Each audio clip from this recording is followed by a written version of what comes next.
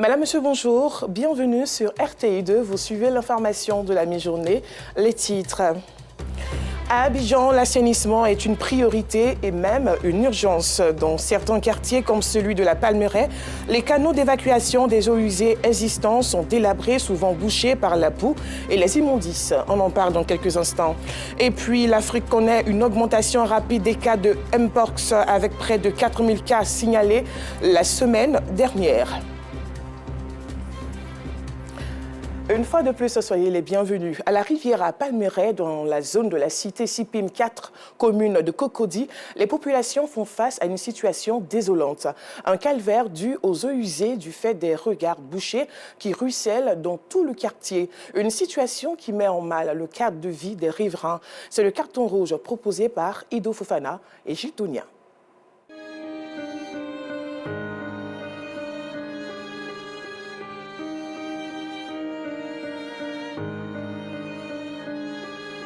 Vous avez bien vu et vous l'avez constaté. Eh bien, ici, c'est la commune la plus nantie du district autonome d'Abidjan.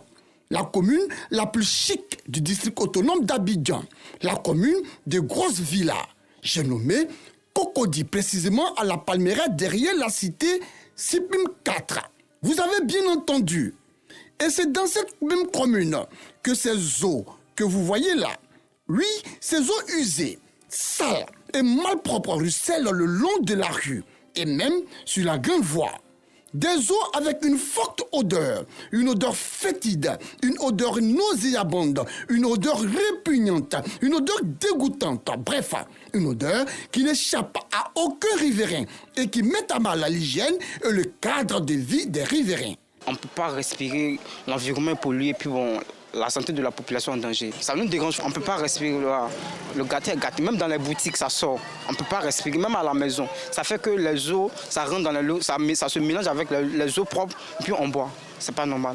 Regardez de vous-même, regardez ces belles maisons, ces belles bâtisses, ces beaux immeubles, ces beaux appartements, ces beaux édifices. Mesdames et messieurs, les propriétaires de ces beaux logements, ne voyez-vous pas vos égouts, vos fosses septiques, vos regards bouchés, d'où sortent ces eaux usées qui gênent, dérangent, nuisent et accablent les habitants? Ne voyez-vous pas? C'est inimaginable, c'est inconcevable, c'est impensable, c'est intolérable de voir ça dans la belle et sublime cité de Cocody, que c'est dommageable.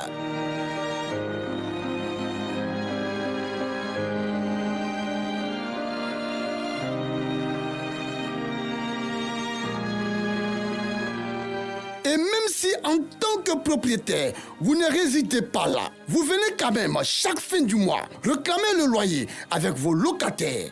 Donc, vous êtes informés, vous le savez, vous êtes au courant, vous êtes au parfum de cette situation qui perdure depuis plus de 2 mois maintenant.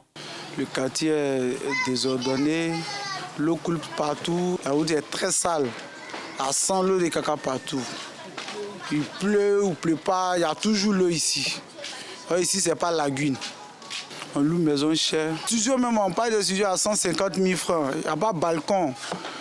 3 pierres, 2 douches, 400 000. Il n'y a rien, mais il y a toujours l'eau. Bon, je ne sais pas où on va. Aucune hygiène de vie dans cette rue. Aucune propriété. Les eaux usées sortent de partout, devant chaque habitation. Et on se plaît là. On vit là. On dort là. On se réveille là, sans problème. En fait, selon les riverains, c'est leur lagune à eux, c'est leur piscine, leur marigot. Et ce n'est pas exagéré pour eux que de dire ça. C'est l'association des eaux usées de la Palmeraie. Et la raison évoquée, les canalisations ont été mal faites. Les gens disent que non, c'est le gros tunnel qui est bouché. Donc, on veut que quelqu'un vienne nous aider à pouvoir déboucher ce gros trou qui est là-bas. Dans ce décor insalubre, dans ce décor de forte odeur, dans ce décor de maladies, de moustiques, de puces, de bactéries dues au manque d'hygiène, on prend du plaisir à vendre même de la nourriture et à se régaler. À cause de ça, lesquels ne viennent pas. Moi, mes enfants, même là, qui viennent, tati, je ne les vois plus. Peut-être c'est les parents qui les gardent dans la maison là-bas. Ils ont raison aussi. C'est sûr que ça donne maladie. Moi-même, ici, là, c'est vrai qu'il n'y a pas quelque chose de ta fête. C'est que ça, il vient. Ça nous dérange, c'est à midi, c'est la pause. On est venu chercher un truc à manger, mais on ne peut pas aller loin. Quand on regarde à côté, c'est qui est là aussi, mais on fait avec, on n'a pas le choix. Que c'est déplorable, que c'est dommage, que c'est décevant de voir cette rue sale et crasseuse se dégrader du fait des eaux usées. Saison de pluie ou pas, ici, nous sommes toujours dans l'eau. Nous sommes au milieu des flaques d'eau sale. Les automobilistes qui viennent de temps à autre dans ce quartier vivent eux aussi un calvaire indescriptible. Un quartier c'est comme à la Riviera Palmeraie, mais c'est grave. D'abord, le deuil même rend malade. De deux, ça fatigue le véhicule. De trois, les enfants qui habitent le quartier aussi, bon, vraiment, c'est compliqué. Face à l'insouciance, à l'indifférence, à l'irresponsabilité, à l'indiscipline, à l'incivisme des propriétaires de maisons de cette cité, que dis-je, de cette belle cité baptisée la cité des eaux usées. Un gigantesque carton rouge, un énorme carton rouge, un immense carton rouge, un titanesque carton rouge leur est attribué. Attendez. À un moment donné, il faut arrêter. Il faut arrêter de faire respirer les odeurs de vos fosses septiques, de vos égouts, de vos puits perdus bouchés, de vos déchets et de vos eaux usées à tous les riverains. Trop, c'est trop. Dans les rues d'Abidjan, au milieu d'un défilé incessant de voitures, les vendeurs ambulants arpentent les routes chargés de leurs marchandises. Bien qu'illégales, ces derniers disent ne pas avoir le choix. Notre reporter Bienvenue Kwao est allé à leur rencontre suivant son reportage.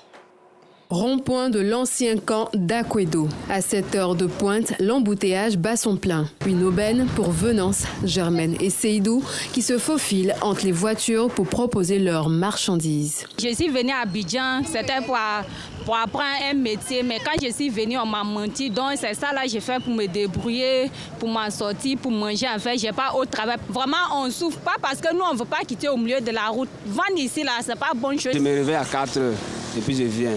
Puis si je dois faire des achats du lundi jusqu'au vendredi, je suis toujours ici. Si tu ne travailles pas, tu ne peux pas rester à la maison à 6 mois. En temps normal, tu peux devenir un voleur. Sinon, il n'y a pas grand-chose dans ça. Le quotidien des vendeurs ambulants est rude, marqué par de longues heures de travail avec des gains souvent dérisoires. Mais au-delà de la fatigue, c'est l'incertitude du lendemain qui pèse le plus sur eux. Ne payant ni taxes ni impôts, ces vendeurs ambulants sont régulièrement traqués par les collecteurs d'impôts. Une porte ouverte pour certaines personnes mal intentionnées qui n'hésitent pas à les dépouiller de leurs gains. Il y a d'autres aussi qui ne sont pas à la mairie, ils vont venir, se font se passer pour la mairie ou les policiers. Quand ils nous attrapent aussi, ils prennent notre argent, notre téléphone, tout ça là. Souvent même il y en a qui viennent la nuit comme ça là, c'est pas pour prendre bagage. Même si tu laisses bagage là, on te suit, on rage l'argent que tu as. Souvent on enlève banane là sur ton rein. Malgré cela, ils continuent de se faufiler entre les voitures pour écouler leurs marchandises. Pour les plus ambitieux, cela est simplement un tremplin pour avoir de quoi ouvrir leur propre commerce. Mais pour la plupart, cette activité est un moyen d'assurer leur subsistance et celle de leur famille. Moi aussi, j'ai une femme, j'ai juste 2 enfants. Je ne peux pas les laisser au coin. Donc c'est ce qui fait qu'à tout temps, je suis sur pied. Nous, on pense si la route là, ça ne nous arrange pas, mais on est obligé, on ne peut pas s'asseoir. Et qu'on gagne aussi là, souvent on s'équipe de notre famille avec ça. Il y a d'autres qui sont mariés, payent le loyer avec ça. Il y a d'autres aussi qui paient la scolarité de leurs enfants et ça. Bien que les vendeurs ambulants exercent de façon illégale leur activité, ils incarnent une économie parallèle dont dépendent encore certaines populations. Forêt unique adaptée à l'extrême salinité du milieu marin, puits de carbone, d'écosystèmes complexes et refuge pour les alevins. Malheureusement, de nombreux défis menacent les forêts de mangroves dans la commune d'Assinimafia et France. Lesquels? La réponse dans ce reportage. Actuellement, on ne trouve plus des poissons. Donc, on a perdu la forêt, on a perdu l'eau. On a perdu les poissons. Et voilà, nous, actuellement, nous ne savons pas où mettre la tête. Le mal responsable de la disparition des poissons dont parle ici le chef du village d'Assinimafia, Nanantano Edmond, est dû à la destruction abusive des mangroves dans cette partie du sud Comoé. Une fois les terrains acquis avec les villageois, les occupants ne respectent plus certaines règles. Dans la règle du jeu, il fallait laisser 25 mètres de servitude du bord de la lagune, à partir du bord de la lagune, 25 mètres. Mais quand les gens achètent le terrain, ils construisent avec leur maison, on dit pied dans l'eau. Les 25 mètres, eux ne respectent pas. Dans l'achat, on respecte les 25 mètres. Mais dans la construction, on ne respecte plus les 25 mètres. Et il se permet de couper les mangroves. De cette végétation qui couvrait 500 km² du littoral ivoirien dans les années 70, il ne reste plus que 30 km². Le chef du village d'Assini Mafia se souvient de ces années où les habitants d'Assini profitaient de cette abondance aquatique. Nos parents donc, vivaient de la pêche. La lagune était assez fournie en poissons, donc on ne vendait pas de terrain. Le poisson qui nous permettait d'avoir un peu de ressources, on ne les a plus. On ne les a plus parce qu'il n'y a plus de reproduction. Et nous vivons dans la misère. Donc à Assini, la vie est chère à cause de ça. Cette situation inquiétante ne concerne pas que les habitants d'Assini Mafia. C'est le même constat à Assini France.